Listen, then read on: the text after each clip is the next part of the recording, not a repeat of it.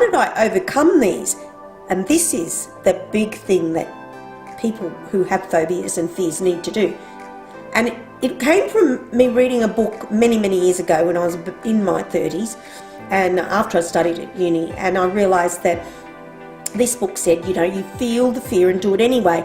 Anything new can be fearful. For example, moving to a new town or having to change a job. So how do we overcome these? We need to get up and we need to face them. We have to actually feel the fear and do it anyway. At first, just forcing myself to get out of the bed and walk into the light and turning it on. The second thing that I did was then I started to extend that, and I would take the next step, which was walking from the bed to the light and then walking to the next light rather than turn the bedroom light on and disturb my partner. So then the second light would be turned on, which was in the lounge room. And I would keep on extending this until I could walk through the house to the toilet with no lights on. And, you know, it's an incredible freedom when I overcame this. These things can also be very embarrassing. I used to ask people, even as an adult, do you mind if I leave a little light on? I'm a bit nervous in a house. So I was very, very glad to overcome that fear. And now, if I have a power cut, no problem. Often now we'll go and have to turn the light off at the back there, so I decide to turn all the lights off, and then I bump into things trying to find myself a bedroom. But there's no fear, there's none of this panic that something's going to grab me and hurt me. And that was the terrible fear. It wasn't actually just because of the darkness. The darkness represented being hurt. And I guess there we come back to the nanny putting me into a situation where I was locked in a dark room, and she told me the dogs were going to come and get me. You know, this of course makes quite a lot of sense why every time I had to even walk down the hallway of our home to go to the toilet in Papua New Guinea, where we moved to from Sri Lanka. And I was terrified of walking down this hallway, which was also open, to go to the toilet at the end of the hallway, and it was dark at night. And I remember I used to run like crazy as if someone was behind me. So there comes the psychological feeling of fear of being hurt, something hurting you. Makes sense when you're locked in a room and you're told the dog's going to come and get you. And the fear of water.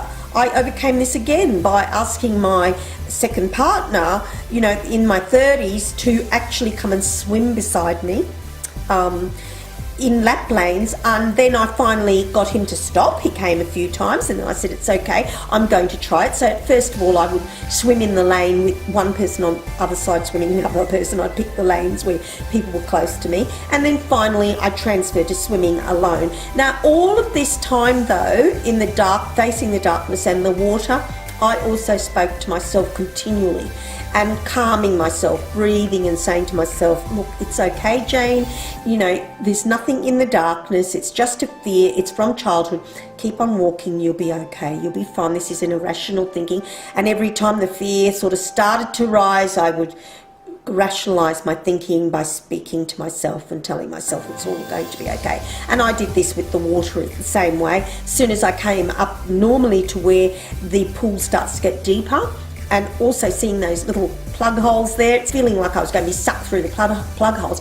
At the age of about 5 or 6, I clearly remember being in the swimming pool with my mother. She used to take us in Sri Lanka every Sunday, and I remember getting caught in the rope where they had a life raft ring in the swimming pool. I felt like I nearly drowned. I got caught in the rope. So there was this feeling then of fear every time I saw the little filters, you know, in the swimming pool where you'd look down, you'd see obviously the drain holes. I feel I was going to be sucked into those, and I'd imagine things are going to hurt me in the water.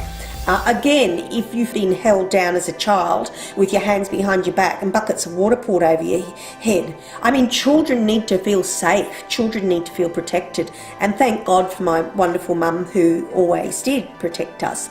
Now finally, the fear of death, you know, and mostly I feared my mother dying.